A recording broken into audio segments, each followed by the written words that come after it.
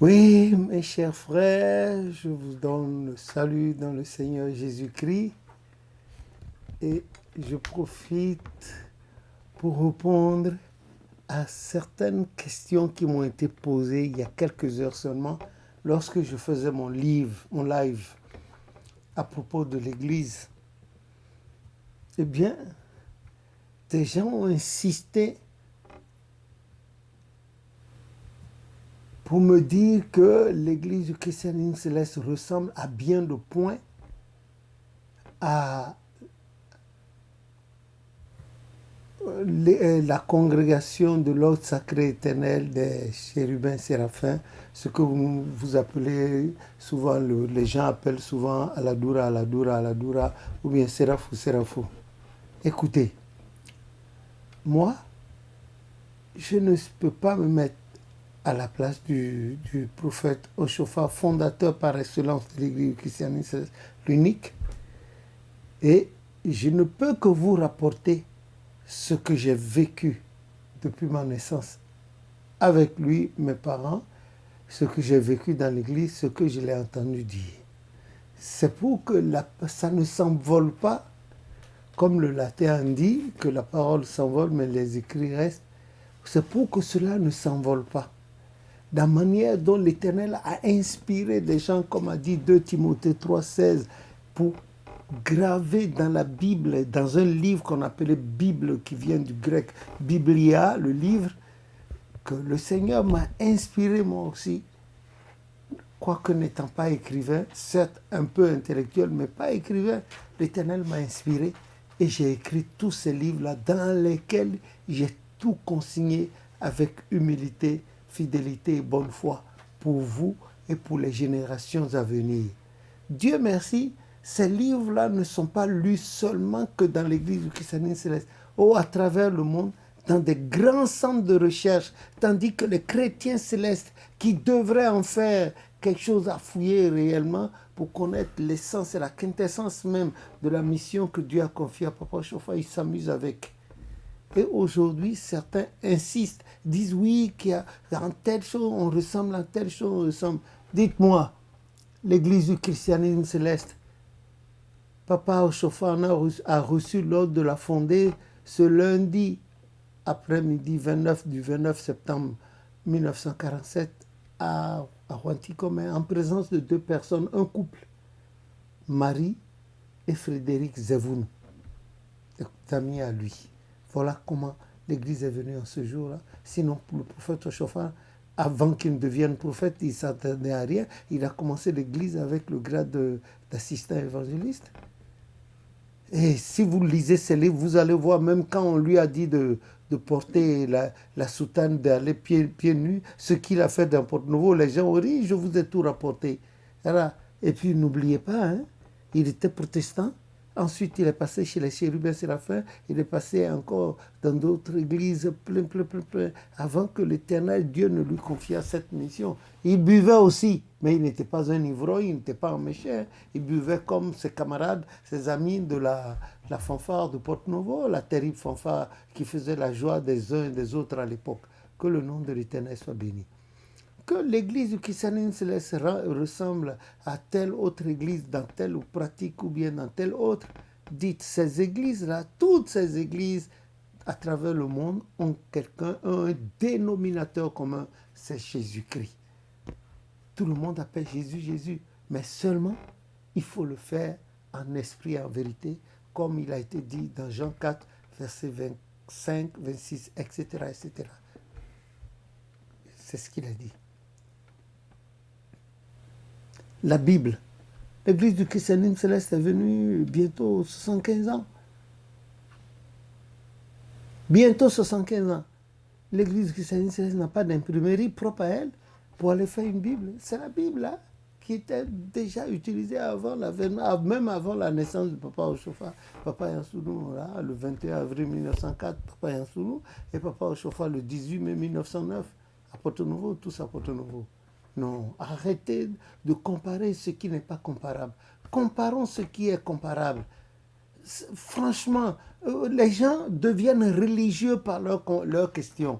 Et vous devenez comme ces scribes-là, ces pharisiens-là. Vous ne parlez que de religion, de religiosité, des questions qui concernent la religion. C'est votre droit absolu de vouloir chercher à savoir, comme demande Job 8, verset 8 et Jérémie 6, 16. C'est votre absolu droit, c'est votre droit de chercher à savoir. Mais vous vous axez trop sur l'Église. Non, notre Église, c'est vrai, c'est une très très bonne Église. Et selon Papa Chofana et moi, je suis parmi ceux à qui Dieu a fait la grâce d'y être né. C'est vrai, nous la défendons.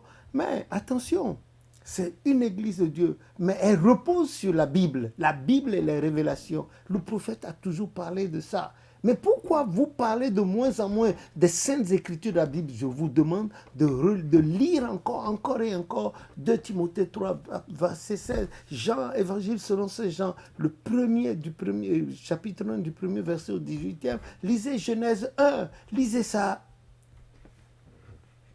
Ésaïe 59 vers la fin, qui dit, mon esprit qui repose en toi, comme ta parole que j'ai mise dans ta bouche, ne se retirera pas de ta bouche, ni de la bouche de tes enfants, ni de la bouche des enfants de tes... La parole, c'est par elle que tout a été créé. Imbibons-nous de cette parole-là passionnément. Faisons en sorte que Dieu nous ouvre l'esprit pour comprendre ce qu'il s'agit de lui.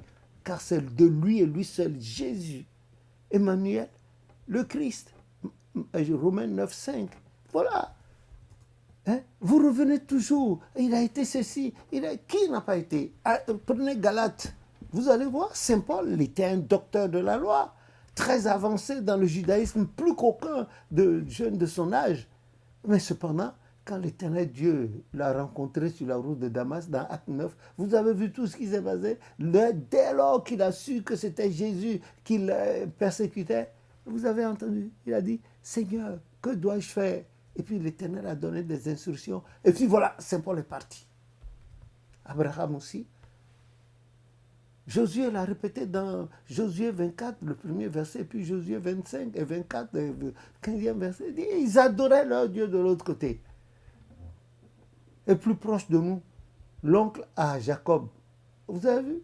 Ils avaient leur Dieu là que ses filles là, avaient volé quand elles fuyaient avec Jacob. Comment? Vous aussi. Parlons de la Bible. En parlant nous parlons de l'Église aussi. Mais nous ne parlons pas absolument de l'Église. Si vous êtes dans l'Église et que vous ne faites pas de Jésus le socle de votre vie, mais vous serez religieux. Moi, je ne voudrais pas être religieux. Je suis né dans cette Église sur prophétie et c'est une bonne chose pour moi. Je n'en ai pas connu d'autres. Mais cependant, j'en parle. Mais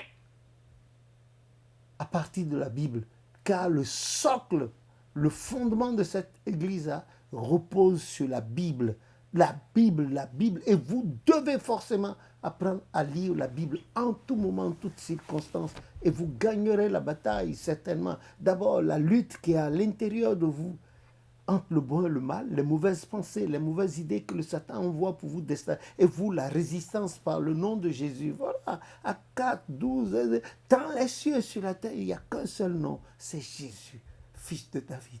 Jésus, qui a été envoyé. Et dans Jean 3, 16, c'est lui seul, car Dieu nous a tellement aimés, qu'il a envoyé son fils unique, Jésus. Il a aimé le monde pour que quiconque croit en lui ne périsse pas, mais qu'il ait la vie. C'est Jésus. Jésus, c'est Jésus, c'est Jésus. Et c'est ce même Jésus qu'on a vu en activité, en action face à la femme samaritaine dans Jean 4. C'est ce que j'aimerais pour vous. Vous demeurez toujours dans l'église. L'église ressemble à tant l'église. Mais non, si vous parlez de l'église alors que vous n'avez pas un fondement solide spirituel, ben vous demeurerez là. Vous ne serez pas différent des pharisiens, de ceux qui étaient prétendus docteurs de la loi, qui voulaient emmerder Jésus-Christ, le Jésus-Christ qui donnait la délivrance, le salut et puis la guérison gratuitement aux gens. On dit, ah non, venez vous faire guérir. Il y a 7 jours dans la semaine, vous faire guérir pendant les 6 jours, mais le 7e jour, c'est le sabbat, vous n'avez pas le droit. Il a dit, hypocrite, pharisien, hypocrite. Qui d'entre vous, le dimanche, ne détache son bœuf pour aller lui donner à boire ou son âne? Ou bien, qui d'entre vous, dont la brebis tombe dans un fossé, là, le dimanche ne va pas la chercher? Tombeau blanchi, à l'intérieur c'est les ossements, mais au dehors c'est le marbre. Voilà ce qu'il a dit. Donc moi, je ne vous traite pas ainsi. Seulement, je vous dis, c'est votre droit absolu de faire des recherches, de chercher à savoir sur l'Église à laquelle vous appartenez. Mais il est de notoriété absolue, obligatoire pour chacun d'entre vous d'aller dans les Saintes Écritures, davantage dans les Saintes Écritures. Vous vous souvenez, là, avec Philippe, l'eunuque là, éthiopien de la reine là, et il lisait la Bible, mais il ne comprenait pas. L'Esprit a transporté Philippe là-bas pour lui expliquer. Et il a eu droit au baptême en même temps. Ah, c'est comme cela. Vous vous rappelez Pierre, Acte des Apôtres 10, chez Corneille, là, le Romain. Vous avez vu? Là-bas, il s'est mis à parler. Et puis l'Esprit Saint est descendu sur les... Et il a dit, mais à ceux-là, on ne peut pas refuser l'eau de baptême, car Dieu ne fait point acception. Il dit, je vois que Dieu ne fait... Suite à la vision qu'il a eue, le voile qui est tombé du ciel, qui est descendu du ciel, est attaché de chaque... Et tous les animaux impurs. On lui dit de manger, il dit que... Alors c'était une vision proverbiale, parabolique. Et c'est là, la suite qu'il est allé connaître chez Corneille, là-bas. Que le nom de l'Éternel soit béni. C'est ce que je voudrais. Parlons de la Bible et parlons de l'Église à laquelle nous appartenons. Nous ne sommes pas la seule Église de Dieu. Il y a des gens qui ne vont pas à l'église, ceux que nous appelons les païens là. Ils disaient Romains 2, 14, 15, 16, dit non, ceux-là, là, ils ne vont pas à l'église, mais ils ont la loi de Dieu inscrite dans leur cœur. Et ils font attention à tout ce qu'ils font. Par rapport à nous autres qui nous racontent, on est toujours en soutane avec des sangles, des phylactères, tout ça là. Mais est-ce que nos comportements ressemblent à... Nos comportements devaient être ceux dont on a parlé dans Zacharie 8, à partir du verset 23, pour ramener à Dieu les gens, gagner les gens à Dieu par nos comportements, pour que ce jour-là, les gens disent, ah, nous avons appris que Dieu est avec vous, nous irons avec vous. Voilà ce que nous voulons. Que le nom de l'Éternel soit béni au nom de Jésus, notre Sauveur. Amen.